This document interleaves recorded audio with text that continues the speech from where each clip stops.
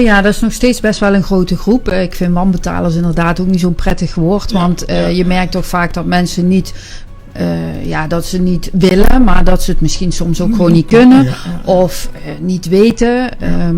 Dus, hoe groot is die groep, denkt u? Ja, ik denk van de mensen die moeten terugbetalen dat...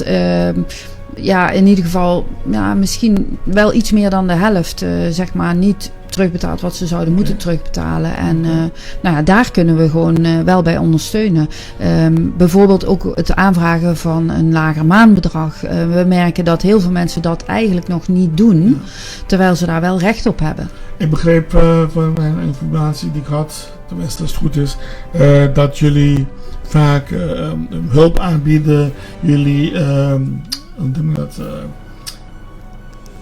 berekenen hoeveel ze kunnen betalen, gebaseerd op hun inkomen en hun situatie. En toch gaat het fout. Dus je zou zeggen, hoeveel meer kunnen we doen en toch helpen jullie. En toch, zelfs dan, gaat het fout. Ja, dat komt helaas ook voor.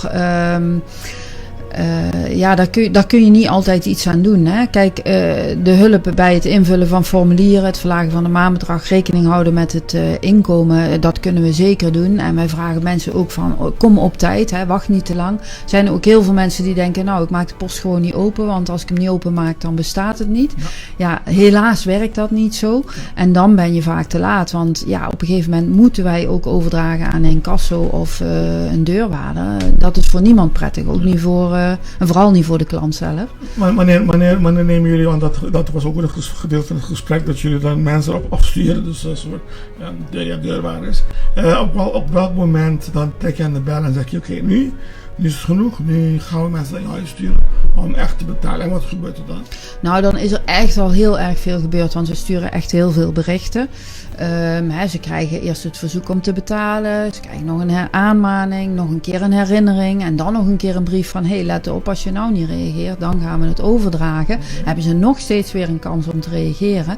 Ja, en als daar niks op komt, dan gaan we het op een gegeven moment overdragen.